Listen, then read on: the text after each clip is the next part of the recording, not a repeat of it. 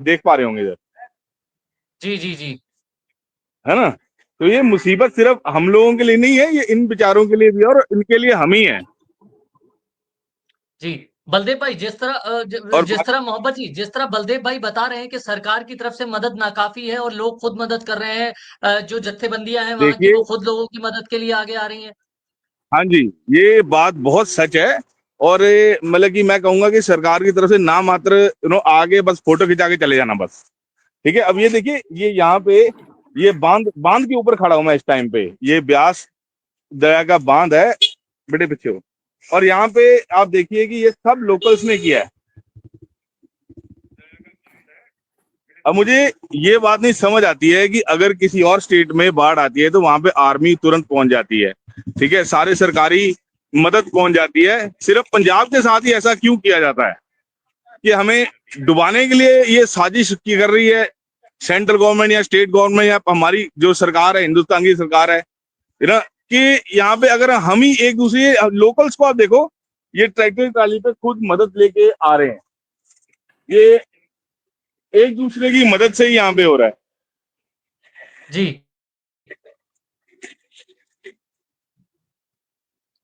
ये सब एक दूसरे की मदद से चल रहा है कार्य इधर। और मैं आपको आगे भी दिखाता हूँ, पूरा बांध जो है हमारा ये कभी भी टूट सकता है, पानी आ चुका है। और इधर गांव है, ये गांव है ढिलवा गांव, आप खुद देख पा रहे हैं। और इसके बीच में सिर्फ यही बांध ही है एक, जो बीच में है, जिसकी वजह से पानी उस तरफ रुका हुआ है, यहां तक पानी आ चुका है।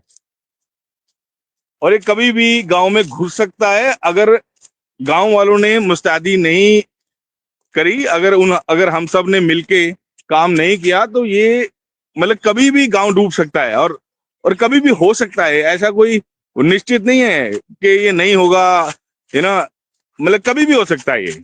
And we all are under very big stress कि हमारे सारे के सारे खेत जो हैं ऑलरेडी डूब चुके हैं। ये देखिए आप, अब इसमें से हमें क्या मिलेगा। लास्ट टाइम 23 में जब बाढ़ आई है तो what we got is about 6,000 rupees, 6 to 7,000 rupees पर एकड़, 6 से 7 हजार रुपए एक एकड़ के उन्होंने दिए हैं। इससे ज्यादा तो हमारी लागत लग जाती है उसको, मतलब कि चोना हम कहते हैं पैडी क्रॉप को लगाने के लिए, जो हमारी जो लेबर कॉस्ट है ना, वही 5,000 पर एकड़ है।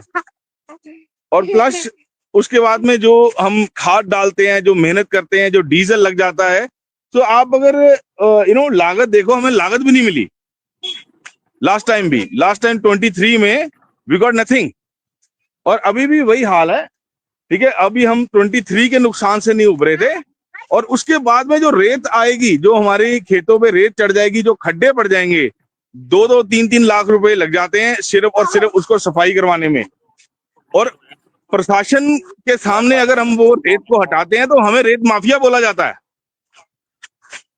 हमें बोला जाता है कि आप वो रेत बेच भी नहीं सकते, ना अपने खेत से निकाल सकते हैं, आप परमिशन लो, फिर आपको डीसी दफ्तर के बाहर बैठ बैठ के कई कई घंटे खराब करने पड़ते हैं। किस लिए? कि मैंने अपनी फसल लगानी है, मुझे मेरे मुझे मेरे खेत साफ करने दिए जाएं। और ये सिचुएशन पंजाब बहुत बारी झेल चुका है, and this is not the first time this is happening.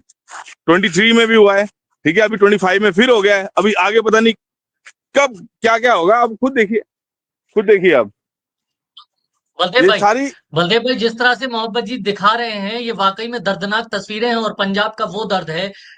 जब हम आंदोलन करते हुए एक तस्वीर देखते हैं, किसानों को रोड पर देखते हैं और उसके बाद एमएसपी लीगल गारंटी की मांग को देखते हैं, और उसके बाद जब ये तीसरी तस्वीर जो आती है, दर्दनाक तस्वीर जो बाढ़ में सब कुछ तबाह कर देती है, इन सबको मिलाकर आप कैसे देखते हैं सर?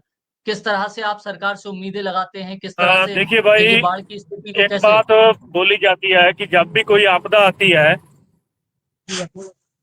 और स्टेट में किसी में भी आए ऐसी आपदा, तो वहां जो जरूरी वस्तुएं हैं, खाने पीने की चीजें हैं, उसका रेट बढ़ा दिया जाता है, बढ़ जाता है वो रेट उनका। जब भी कोई आपदा आती है तो पंजाब में उल्टा होता है। जब भी कोई आपदा आती है तो यहाँ खाना और जरूरी चीजें फ्री कर दी जाती है। मैं ये सभी देशवासियों को बताना चाहता हूँ कि ये हमारे गुरुओं ने जो हमको सभ्याचार दिया है, हमको शिक्षाएं दी है, वाहिगुरु। सर्वत्र के भले का जो मिशन दिया है हमको, ये उसी के कारण है कि आपदा में हमने अफसर कभी नहीं ढूंढा। हम आपदा में अपने भाइयों के साथ मिलकर काम करते हैं और जो भी उनको चाहिए, अब सारे पंजाब से पूरा लगा हुआ है, फ्री में सब कुछ चल रहा है, कहीं से भी एक रुपया नहीं लिया जा रहा। अगला प्रश्न जो आपने किया था कि किसान आंदोलन के साथ जोड़ के अब बाढ़ की परिस्थिति आ गई, कैसे देखा जाए इसको। देखिए, कुछ भी हो, पंजाब के लोग को हम पंजाब के खिलाफ साजिश ही मान रहे हैं।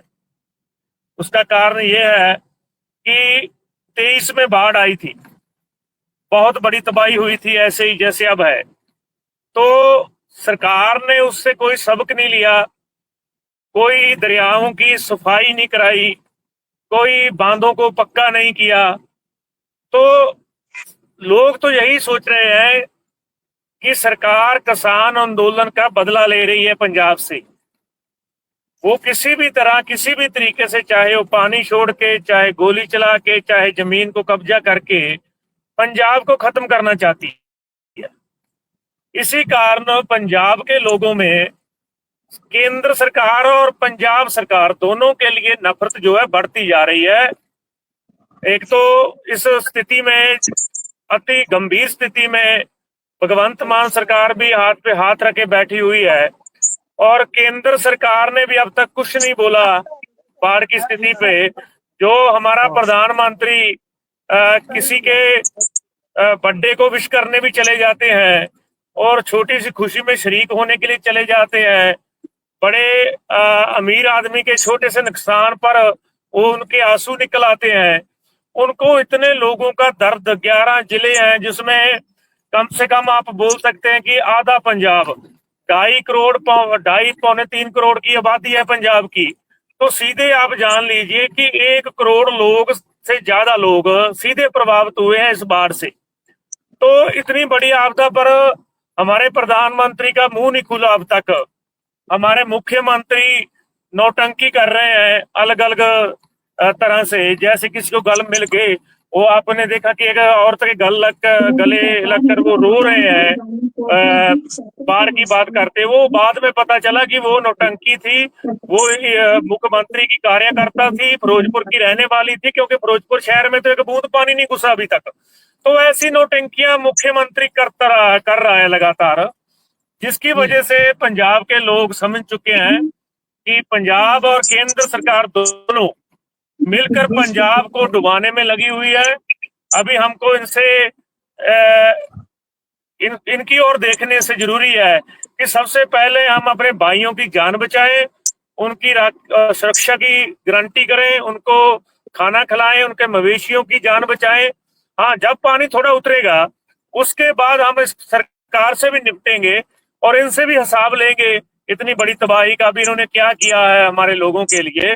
तो जो आपका मेन सवाल था कि पंजाब कैसे देखता है, बिल्कुल पंजाब इन केंद्र और पंजाब सरकार की साजिश की तरह ही देखता है कि इन दोनों सरकारें मिलकर किसानों को और मजदूरों को के लिए खिलाफ साजिश कर रही हैं। पंजाब की जमीन छीनना चाहती हैं और किसानों को बेजमीन करना चाहती हैं।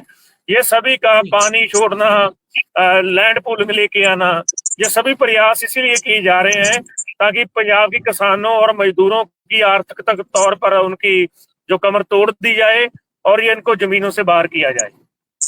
बिल्कुल। मोहब्बत जी हमारे साथ जुड़े हुए हैं बहुत ही सर, ये अभी आप लोगों को दिखा रहे थे कुछ जो बांध बनाने की तैयारी कर रहे थे, इन लोगों से हमारी बात हो सकती है? अगर बात हो जाएगी तो और ज्यादा तस्वीर समझ में आएगी। जरूर आप बात कर सकते हैं। ये देखिए हमारे लोकल्स हैं यहाँ पे और ਵੀਰ ਜੀ आज तक ਦੇ ਉੱਤੇ ਆਪਾਂ ਲਾਈਵ ਹੈਗੇ ਆ ਇਸ ਵੇਲੇ ਤੇ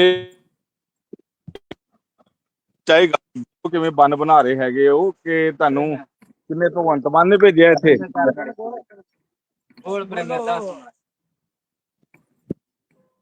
ਆਜੋ ਆਜੋ ਭਾਜੀ ਆਜੋ ਆ ਦੇਖੋ ਕੰਮ ਚੱਲ ਰਿਹਾ ਹੈ। बड़े मेहनती पंजाबी ਹੁੰਦੇ ਨੇ, कहते हैं फायदा हमेशा करते हैं। तो ये हमारे भाई हैं जो हमारे इधर के लोकल हैं और ये सब इतनी मेहनत से लगे हुए हैं बांध को मजबूत करने के लिए। आओ भाजी आ जाओ।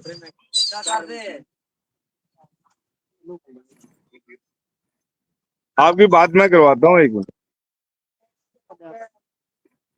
बिल्कुल, ये तो ये देखो, ये सब दर्दनाक अभी तस्वीरें बात हैं करने में जो हम देख रहे हैं। हट रहे हैं, जी, कोई बात नहीं पर सर, कोई आप बात भी नहीं। देख सकते हमारे साथ वरिष्ठ किसान नेता गुनी प्रकाश जी भी जुड़ गए। गुनी प्रकाश जी, दर्दनाक तस्वीरें, बलदेव भाई जिस तरह से स्थिति बता रहे हैं, मोहब्बत सिंह चीमा जी जो जमीन से तस्वीरें दिखा रहे हैं, ये दर्दनाक है। कह रहे हैं ना तो केंद्र से मदद मिल रही है और ना ही इस राज्य सरकार से मदद मिल रही है। किसानी बदहाली में है, पंजाब डूब रहा है, पंजाब के अंदर स्थिति बेहद खराब होती जा रही है।